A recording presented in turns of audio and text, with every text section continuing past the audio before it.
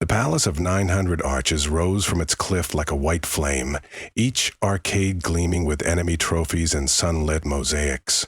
By day, visitors spoke in awed whispers about the perfection of its gardens, its peacocks, its puzzling clockwork fountains. Yet those who served the keep after dark had other stories, stories no herald dared set to parchment. They told of a king whose fear outpaced his love, and of a court that still moved, though no pulse beat within it. Silas Cade, newly promoted captain of the 5th Night Watch, arrived on an evening slick with rain. He had grown up in the outer boroughs, where gossip made an attic hearth warmer, and he already knew fragments of the rumor. King Araman, the tale went, had discovered an alchemy that folded life into stone. One by one, he had called each chancellor, duke, poet, chamberlain, and jester to a subterranean studio. Each emerged no longer flesh but marble, perfect likenesses stationed at corridors and balustrades to decorate his reign. All who beheld them believed the court simply retired or traveled abroad. But Silas now stood face to face with evidence. Polished statues whose eyes glimmered beneath lantern light, as though conscious thought pressed from within. The veteran sentry, Gerald, greeted him under the eastern colonnade. Gerald's beard was peppered white, his shoulders stooped from decades bearing halberd and secret alike. "When you make your rounds," the old guard said, "keep your lantern low and your ears lower. Don't answer what you hear." "Answer?" Silas asked. "The marble likes conversation," Gerald muttered. "It never stops trying." Then he tapped a blackened finger to a statue of Lady Celestina, once famed for her waltz and her backroom bargaining. Moonlight pooled on her cheeks, carving the illusion of living breath. Gerald looked away first. Silas felt childish for flinching. Before midnight, Silas had circled the eastern wing twice. The palace smelled of wet stone, rosewater, and brass oil from the lantern he carried. He had almost convinced himself Gerald's warning was theater when a hushed syllable tumbled across the corridor. "Sir Silas." He spun. No servant, only the pale figure of Lord Morrovan, the deposed spymaster, frozen mid-gesture, with a marble scroll in hand. His sculpted lips were parted just enough to permit illusion. Silas steadied his breath. He stepped closer, studying vein-webbed stone. Unless trickery of wind or echo had uttered his name, he was indeed hearing the impossible. "Listen," the same voice rasped, "and survive." The next night brought clearer proof. 2 statues by the Western Stair twin brothers who had overseen the kingdom's mint began a murmured debate about coinage reforms abandoned decades earlier. When Silas paused, they shifted topics seamlessly, as though recognizing an audience. "The king dreams spiders in every corner," one hissed. "He polished us so we might reflect them back." The other added, "Find the fracture in his mirror, guard. We will guide." Silas tried obeying Gerald's advice, tried ignoring them, but marble lips spoke names, dates, hidden corridors that only a watchman would know. And there was lure in their knowledge, the dagger edge of secret power. Soon he carried notebook and charcoal on his rounds, jotting fragments while pretending to tighten sconce bolts. On the 6th night, a more dangerous invitation arrived. High in the Lantern Library, a tower whose windows remained blackened day and night, stood the likeness of Archivist Morellian. According to palace annals, Morellian had died peacefully overseas, but the statue knew intimate details of Silas's past. The roadside grave where Silas had buried his mother, the broken fiddle his sister pawned to buy lamp oil. Marble hands could not move, yet the archivist still contrived to rustle papery voice through the air. "Araman studies poisons now," Morellian whispered. "He means to flood even his watchmen in stone. But there is an older craft one that can unshackle us all. Will you bear it?" Silas's lantern trembled. "Why me?" "Because fear chooses the king's right hand," the archivist answered, "and hope chooses the left. You are left of him, if you wish it." Silas knew treason carried no mild sentence, yet each night he watched the king dine alone at the end of a table built for 24, conversing only with echoes. He watched Ahriman pace terraces where entire constellations had once laughed alongside him. Silas considered which fate looked more cursed, the marble that could whisper, or the man that had no one left to answer. 3 miles under the palace, hidden inside chalk caves once mined for saltpeter, lived the artisan who had made this horror possible. His name, the statues told Silas, was Crucian Loft. Crucian had invented a solvent of myrrh, powdered diamond, and whalebone lime that seeped through pores, calcifying blood into marble yet preserving a sliver of breath. Loft's payment had been banishment to the very tunnels where he perfected his trade, carving pipes to deliver fumes upward whenever Ahriman desired a new imprisonment. If Silas wished to free the statues, he must find Loft's laboratory, seize 2 flasks, one containing the petrifying slurry, the other its mirrored antidote. The formula remained untested, Loft having failed to convince the king that reversal left sycophants malleable again. Ahriman wanted permanence, not repentance. Silas spent a restless day forging a key, and forging, too, an excuse for leave.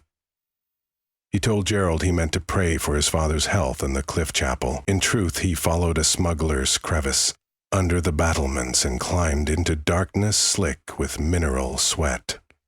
Between glowworms and splintered beams, he found the workshop, a maze of retorts, chained crucibles, and statues half-formed, their features blurred as if caught mid-scream.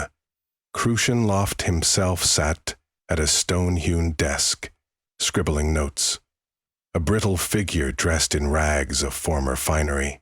When Silas entered, Loft neither startled nor threatened. "Another courier of fear," he said in a voice brittle as mica. "But your eyes aren't Ahriman's." "I came without orders," Silas replied. Loft chuckled. "Then you've come for the gray vial." He retrieved 2 thin flasks, one swirling pearl, the other storm cloud. "Pearl enslaves, gray unbinds, if you can coax it. Equal parts courage and timing. Will it return them whole?" Loft's silence was answer enough. The old alchemist pressed both vials into Silas's palm. "You cannot rescue the court without damning the king. He will fight the antidote with every paranoia he possesses." "I know," Silas said, and for the first time that night, he knew he meant it. He returned to the palace before dawn, hiding the vials inside a hollow of his breastplate. Throughout the next day, drums announced a rare proclamation. King Ahriman would tour the Hall of Council at dusk to contemplate new statues for its vacant niches. Silas stifled grim irony. Tonight, the king would bear witness to the consequences of his art. When evening bells tolled, Silas took command of the Western Sentry Circuit. Lanterns guttered in salted wind. Gerald approached with tired suspicion. "You've hardly blinked since yesterday. Something's brewing behind your eyes." Silas weighed trust. Gerald had served 3 monarchs, and rumor painted him incorruptible. Yet age sometimes lifted one's fear of gallows. Silas pressed the gray vial into the veteran's glove. "If I fall, shatter this against the floor of the Hall of Council. They'll do the rest." Gerald's breath caught, but he closed fingers around the glass. "I never liked guarding statues," he muttered. "They're worse than prisoners. They didn't even get to choose their crime." Together they advanced toward the hall. Inside, 34 marble courtiers lined a crescent wall. Torches revealed delicate chiseling, braids, signet rings, smile lines petrified in final jest. High above, star windows spread silver bars across polished floor. The atmosphere felt neither like mausoleum nor gallery, but something between a lung that inhaled time and exhaled regret. King Ahriman arrived escorted by 2 crimson-cloaked justiciars. Age had not dulled his regal posture, but his eyes flickered with insomnia-bride tics. He walked the row of statues, touching shoulders, whispering private laments. Silas stood near the central pillar, pretending to inspect hinges. Sweat pooled under his cuirass, though night air chilled. When Ahriman paused before Lord Merivin's figure, a tremor traveled down the hall. Silas heard the faintest hush. Now. But he needed the king closer, within breath of antidote. He stepped forward. "Your Majesty, may I request counsel on the new watch rote?" Ahriman turned, skeptical. Yet vanity sought audience. He dismissed the justiciars with a flick. "Make it quick, Captain." Silas produced a parchment dense with pointless scheduling. While Ahriman scanned columns, Silas eased a pearl vial from his belt. This he tossed toward the northern brazier, where it shattered in flames. Smoke blossomed alabaster and rolled across the floor like spilled milk. Ahriman jolted. "What trick is this?" "Your own medicine," Silas said. "May it remind you of flesh." The king reached for dagger, but marble whispers rose in chorus, funneling through rafters. They formed words from wind over stone. "The crown is a stone that sinks all who wear it." A gust snuffed torches. Only moonlight remained, glinting off the creeping white mist. Where the smoke touched iron lanterns, they frosted into chalk. Ahriman stumbled back, horrified, watching the same petrifying fog he once commanded. Geralt, fulfilling promise, hurled the gray vial onto the polished floor. Glass sang, liquid hissed, steam whirled like ghosts freed. The two clouds collided, pearl devouring gray, gray devouring pearl, until both became turbulent ash. Statues inhaled. One by one, cracks spiderwebbed across marble skin.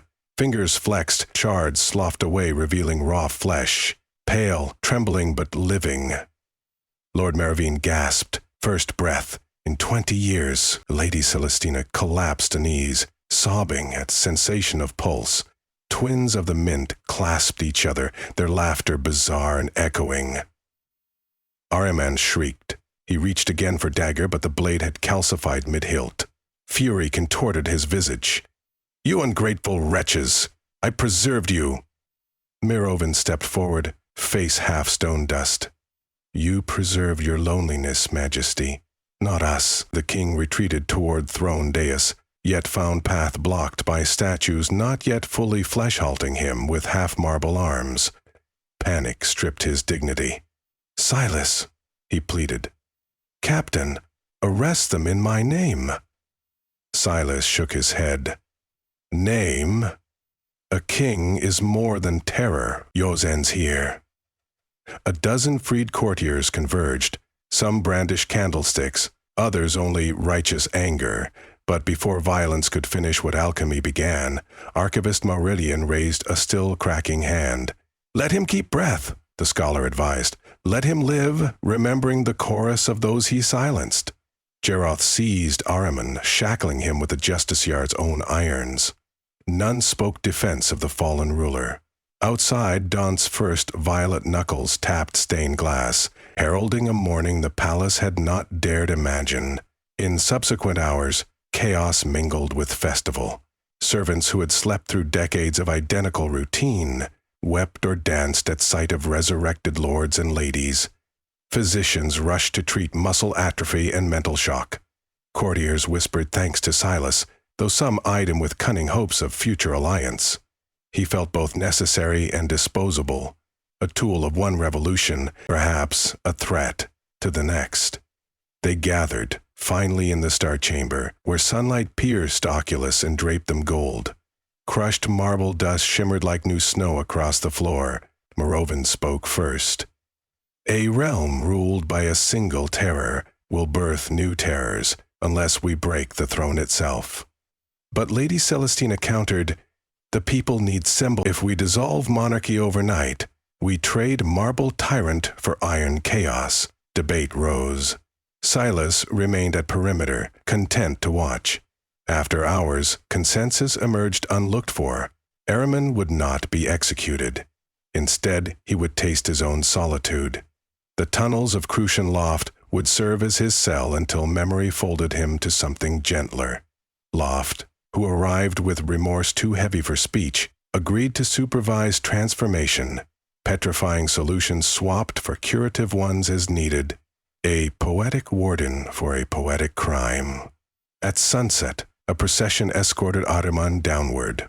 He neither cursed nor begged. He only stared at statues that now walked past him, their footsteps drumming verdict. When the last torchlight vanished into the cave mouth, the palace exhaled. Weeks stretched. Craftsmen chiseled away niches once filled by living effigies, replacing them with stained glass windows opening onto sky. The Hall of Council reinvented itself as forum, where any citizen, titled or not, could speak. Not everyone approved. Some longed for tidy hierarchies. But change rarely asks permission. Silas declined promotions offered by the reborn council. He returned to the night watch, patrolling corridors no longer haunted by whispering marble. Still, on certain windy hours, echoes slid through arches, carrying faint conspiratorial laughter. Perhaps memory itself had become a new kind of living statue. One evening, Silas found Gerald staring at an empty pedestal that once displayed the king's chief astrologer. "Strange," the elder guard mused. "Without them here, the shadows feel thinner, but I almost missed the sound." "You missed the danger," Silas said. Gerald chuckled. "Without danger, what good is a watchman?" Out in the courtyard, Lady Celestina practiced a restored waltz while children spun around her steps. Lord Meravine annotated maps for a nation he planned to travel, not rule. And above, the palace of 900 arches looked slightly less like a flame and slightly more like a homet's marble heart beating once again in unpredictable flesh. Yet some mysteries refused closure. On the anniversary of their rebirth, the courtiers invited Silas to feast. Laughter rang, wine spilled, old arguments resumed with kindlier edges. At moonrise, Celestina led him aside. "There is one secret we never told you," she said, eyes reflecting starlight. "While marble, we learned to send voices not only through stone, but through dream. Across kingdoms we whispered warnings, hopes, revolts. Somewhere, a tyrant now wakes uneasy because of echoes you helped release." Silas felt a tremor of both pride and trepidation. "Then may they wake uneasy each night until they choose better," he answered. Celestina kissed his cheek, a token of courtly gratitude, and twirled back to the dance floor. Later, alone on the parapet, Silas remembered how King Ahriman had once called his statues perfection. Perfection, Silas now understood, was merely another word for stillness. Life was not perfect. Life was motion, refusal, friction, conspiracy if necessary. And if conspiracies sometimes began as whispers to a sleepless guard, so be it. He raised his lantern to the dark, inviting any voice brave enough to break the silence. Far below, waves smashed the cliff in patient applause. Clouds parted and moonlight silvered the arches anew. No longer a white flame, but a living stone choir, singing not for a single monarch, but for every soul willing to listen.